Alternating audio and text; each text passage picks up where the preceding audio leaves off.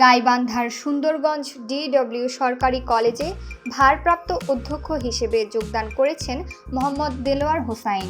Sundarganj DW সরকারি কলেজে ভারপ্রাপ্ত অধ্যক্ষ হিসেবে যোগদান করেছেন মোহাম্মদ দেলোয়ার হোসাইন প্রামাণিক। নতুন দায়িত্ব গ্রহণের মধ্য দিয়ে কলেজের শিক্ষা কার্যক্রম আরও গতিশীল ও মানসম্মত হবে বলে সংশ্লিষ্টরা আশা প্রকাশ করেছেন। শিক্ষক, শিক্ষার্থী ও কলেজ সংশ্লিষ্ট সকলের সহযোগিতায় তিনি প্রতিষ্ঠানটিকে এগিয়ে নিয়ে যাওয়ার প্রত্যয় ব্যক্ত করেন। নবনিযুক্ত ভারপ্রাপ্ত অধ্যক্ষ মোহাম্মদ দেলোয়ার হোসেন প্রামাণিককে আন্তরিক শুভেচ্ছা ও অভিনন্দন। তার সফল নেতৃত্বে সুন্দরগঞ্জ ডিডব্লিউ সরকারি কলেজ শিক্ষা ও সুনামের দিক থেকে আরও সমৃদ্ধ হবে, এমনটাই প্রত্যাশা সবার।